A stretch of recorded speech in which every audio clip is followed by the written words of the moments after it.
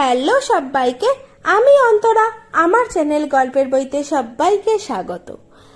আগের এপিসোডে আমরা বিক্রম বেতাল গল্পের প্রথম পার্টটি শুনেছিলাম। আজকে আমরা গল্পের পরবর্তী অংশ থেকে শোনা শুরু করব। আগেই বলেছি যে গল্পটি যেহেতু অনেক বড়, সেহেতু গল্পটিকে অনেকগুলি পার্টে বিভক্ত করে তোমাদের কাছে পরিবেশন করা হবে। তাই জন্য আজকে আমাদের সেকেন্ড পার্ট শুরু হচ্ছে। আর যারা এখনো গল্পের পার্ট 1টি শোনোনি, তারা ঝটপট করে গিয়ে গল্পের পার্ট 1টি শুনে এসো। তাহলে চলো শুরু হচ্ছে বিক্রম বেতাল গল্পের পার্ট 2। তখন রাজা অতিশয় বিস্মিত ও উৎকণ্ঠিত হয়ে যক্ষের বুক থেকে উঠে পড়লেন। যক্ষ কিছুক্ষণের জন্য যুদ্ধের ক্লান্তি দূর করে বিক্রমাদিত্যকে উদ্দেশ্য করে তার জীবন সংক্রান্ত বৃত্তান্ত তাকে শোনাতে লাগলো। বলল, মহারাজ শোনো, ভোগবতী নগরে চন্দ্রভানু নামে এক অতি প্রতাপশালী রাজা ছিলেন।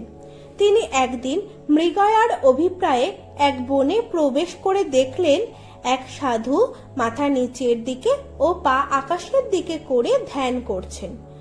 অনেক অনুসন্ধানের পর তিনি লোকের মুখে শুনলেন সাধু কারোর সাথে কথা বলেন না, বহুকাল ধরে এইভাবে তপস্যা করছেন। রাজা সন্ন্যাসীর কঠিন ব্রত দেখে আশ্চর্য হয়ে নগরে ফিরে এলেন। পরদিন রাজসভায় বসে তিনি বললেন, হে সভাসদগণ, আমি গতকাল মৃগয়ায় যে এক অদ্ভুত সাধুকে দেখেছি। যদি কেউ তাকে রাজধানীতে আনতে পারে তাকে 1,00,000 মুদ্রা উপহার দেব। এই রাজবাক্য সারা নগরে ছড়িয়ে পড়লে এক প্রসিদ্ধ বারবনিতা রাজার সামনে এসে বলল, মহারাজ, আদেশ পেলে আমি ওই সাধুর ঔরসে পুত্র জন্মগ্রহণ করিয়ে ওই পুত্র তার কাঁধে চাপিয়ে আপনার রাজসভায় আনতে পারি। রাজা শুনে চমকে উঠলেন এবং বারবনিতাকে সাধুকে আনার ভার দিলেন। সে রাজার অনুমতি পেয়ে সাধুর আশ্রমে উপস্থিত হয়ে দেখলেও সাধু মাথা নিচের দিকে ও পা উপরের দিকে তুলে একটা গাছের ডালে ঝুলে আছেন। কেউ কোনো প্রশ্ন করলে উত্তর দেন না। এই দেখে বারবনিতা সন্ন্যাসী তপস্যা ভেঙে দেওয়া উচিত মনে করল না। তাই আশ্রমের কাছে একখানা ঘর তৈরি করল এবং নানা উপায় চিন্তার পর কিছু মোহনভোগ তৈরি করে এনে সাধুর মুখে তুলে দিল। সাধুর খেতে মিষ্টি লাগায় তিনি পুনরায় খেলেন এবং বারাঙ্গনা পুনরায় দিল, তিনিও পুনরায় খেলেন। এইভাবে কিছুদিন মোহনভোগ খেতে খেতে সাধুর শরীরে কিছু বল সঞ্চার হলে সাধু তার 2 চোখ খুলে গাছ থেকে নেমে বারাঙ্গনাকে জিজ্ঞাসা করলেন, কে তুমি? কি জন্য একা একা এই নির্জন বনে প্রবেশ করেছ? উত্তরে সে বলল, আমি দেবকন্যা, দেবলোকে তপস্যা করি। আমি তীর্থ করতে বেরিয়ে পরম পবিত্র ভারতবর্ষে এসে যোগাভ্যাস বাসনায় কাছেই এক আশ্রম নির্মাণ করেছি। আমি সেখানেই থাকি। সৌভাগ্যক্রমে এই আশ্রমে প্রবেশ করে আপনার সেবা করে ধন্য হলাম। সাধু বললেন, আমি তোমার সৌজন্য ও নম্র স্বভাব দেখে এবং তোমার সুন্দর মূর্তি দর্শনে আনন্দিত হয়েছি। যা হোক, তোমার আশ্রম দেখবার জন্য আমার ইচ্ছে হয়েছে। যদি কোনো বাধা না থাকে আর বেশি দূর না হয় তাহলে আমায় সেখানে নিয়ে চলো। বারাঙ্গনা সাধুর কথা শুনে তাকে নিজ গৃহে নিয়ে গেল এবং যত্ন করে সুস্বাদু মিষ্টি ও পানীয় দিল। তিনি বারাঙ্গনার মিথ্যা জালে বদ্ধ হয়ে তাকে বিয়ে করলেন। এইভাবে সাধু যোগাভ্যাস ত্যাগ করে বারাঙ্গনার সাথে বিষয় বাসনায় দিন কাটাতে লাগলেন। তারপর বারাঙ্গনা একটি পুত্র লাভ করল। কিছুদিন পর বারাঙ্গনা সন্ন্যাসীকে বলল, প্রভু, বহুদিন পার হলো, আমরা কেবল বিষয় বাসনায় দিন কাটালাম। এখন তীর্থযাত্রা করে দেহ পবিত্র করা উচিত। তারপর বারবনিতা প্রবঞ্চনার দ্বারা সাধুকে অজ্ঞান করে তার কাঁধে পুত্রকে দিয়ে চন্দ্রভানুর রাজধানীতে নিয়ে চলল। সে রাজসভার কাছে গেলে রাজা তাকে চিনতে পেরে এবং সন্ন্যাসীর কাঁধে পুত্র দেখে রাজসভায় উপস্থিত সকলকে বললেন, দেখো দেখো, যে বারবণিতা সাধুকে আনার প্রতিজ্ঞা করে গিয়েছিল সে নিজের প্রতিজ্ঞা পূর্ণ করে ফিরে আসছে। আমি বারবণিতার বুদ্ধি কৌশলে চমৎকৃত হয়েছি। বেশি আর কি বলবো।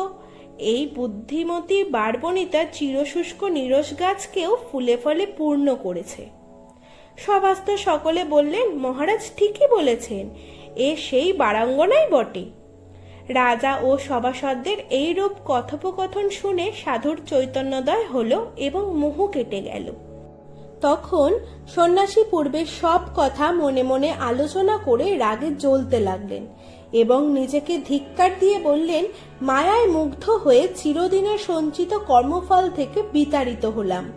তারপর প্রচণ্ড রাগে কাঁধের পুত্রটিকে মাটিতে ছুঁড়ে ফেলে দিয়ে সেখান থেকে চলে গেলেন। তারপর অন্য এক বনে গিয়ে আগের থেকে আরো মনোযোগ ও অধ্যাবসায় সহকারে তপস্যা করতে লাগলেন এবং কিছুদিন পর রাজা চন্দ্রভানুকে হত্যা করে কৃতকার্য হলেন। এই আখ্যায়িকা শেষ করে যক্ষ বলল, মহারাজ, তুমি ও রাজা চন্দ্রভানু আর ওই যোগী, এই তিনজন এক নগরে, এক নক্ষত্রে, এক লগ্নে জন্মেছিলে। তুমি রাজবংশে জন্মগ্রহণ করে পৃথিবীতে রাজত্ব করছো। চন্দ্রভানু তেলিঘরে জন্মগ্রহণ করে ভোগপতি নগরীর রাজা হয়েছে, আর যোগী কুমোরের ঘরে জন্মে যত্ন সহকারে যোগ সাধনা করে নানা ক্ষমতা অর্জন করেছে। এই কুমোর চন্দ্রভানুকে হত্যা করে তাকে বেতাল করে শ্মশানের নিকটবর্তী এক শিরীষ গাছে ঝুলিয়ে রেখেছে। এখন তোমাকে হত্যা করার চেষ্টায় আছে। এতে সিদ্ধ হলে তার সংকল্প পূর্ণ হয়। যদি তুমি তার হাত থেকে নিস্তার পাও তবে বহুদিন বিনা বাধায় রাজ্য ভোগ করতে পারবে। আমি সব কথা বলে সাবধান করে দিলাম।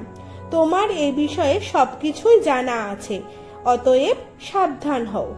এই বলে যক্ষ তার নিজের জায়গায় চলে গেল। রাজাও শুনে ভীত ও বিস্মিত হয়ে নানা কথা চিন্তা করতে করতে নিজের প্রাসাদে এসে পৌঁছলেন। পরদিন সকালে তিনি সিংহাসনে বসলে সভাসদ ও প্রজারা বহুদিন পর তাদের রাজাকে দেখে আনন্দে মগ্ন হল। রাজা বিক্রমাদিত্য সুখে রাজ্য শাসন ও প্রজা পালন করতে লাগলেন। কিছুদিন পরে শান্তশীল নামে এক সন্ন্যাসী শ্রীফল হাতে রাজসভায় এসে উপস্থিত হলেন এবং রাজাকে আশীর্বাদ করে একটি ফল দিলেন। তারপর ঘরে আসন পেতে তার উপরে বসলেন। কিছুক্ষণ কথাবার্তা বলে রাজার কাছ থেকে বিদায় নিয়ে সন্ন্যাসী সভা থেকে চলে গেলেন। তখন রাজা নিজের মনে মনে চিন্তা করতে লাগলেন, যক্ষ যে সন্ন্যাসীর কথা বলেছিল, এই কি সেই সন্ন্যাসী? যা হোক, হঠাৎ শ্রীফল খাওয়া উচিত না। রাজা মনে মনে এই কথা চিন্তা করে কোষাধ্যক্ষের হাতে শ্রীফলটি দিয়ে বললেন, তুমি এই শ্রীফলটি সাবধানে রাখবে। এরপর থেকে সন্ন্যাসী প্রতিদিন রাজদর্শনে এসে রাজাকে একটি করে শ্রীফল দিতে লাগলেন এবং রাজাও সেটিকে কোষাধ্যক্ষের কাছে দিয়ে দিতেন। একদিন রাজা তার বয়স্যদের সাথে অশ্বশালা পরিদর্শন করছেন।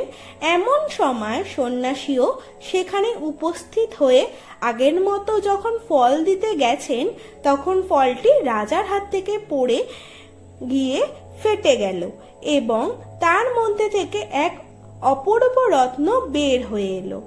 রাজা ও তার বয়স্যগণ তা দেখে খুব চমকে গেলেন। রাজা সাধুকে জিজ্ঞাসা করলেন, প্রভু, আপনি কি জন্য এই রত্নগর্ভ ফল দিলেন? সাধু বললেন, মহারাজ, শাস্ত্রে আছে, রাজা, গুরু, জ্যোতির্বিদ ও চিকিৎসকের কাছে খালি হাতে যেতে নেই। এই জন্য আমি এই রত্নগর্ভ শ্রীফল নিয়ে এসেছিলাম। আর এই ফলটির মধ্যেই যে শুধু রত্ন আছে তা নয়, আমি আপনাকে প্রতিদিন যে ফলগুলো দিয়েছি তার প্রত্যেকটির মধ্যেও এই রত্ন আছে। রাজা তখন কোষাধ্যক্ষকে ডেকে বললেন, তোমাকে আমি যতগুলি শ্রীফল দিয়েছি তা এখানে উপস্থিত করো।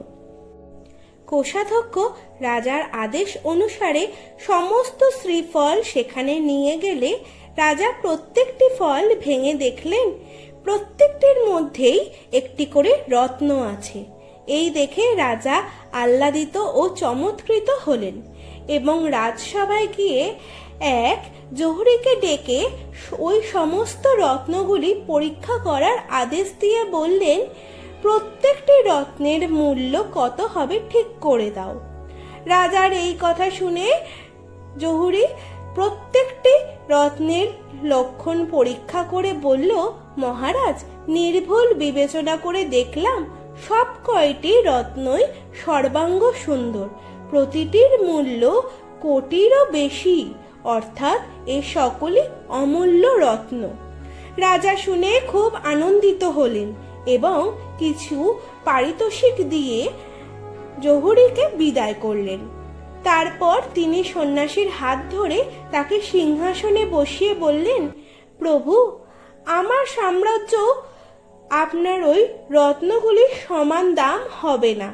আপনি সন্ন্যাসী হয়ে এই সব অমূল্য রত্ন কোথায় পেলেন এবং কি জন্যই বা এই সকল রত্ন আমার হাতে দিলেন তা জানতে ইচ্ছে করছে।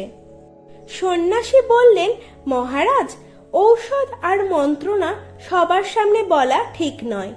যদি অনুমতি করেন নির্জনে গিয়ে বলি। নীতিজ্ঞেরা বলেন, মন্ত্রণা অন্য কানে গেলে তা অপ্রকাশিত থাকে না, তাতে কার্যহানির সম্পূর্ণ সম্ভাবনা থাকে।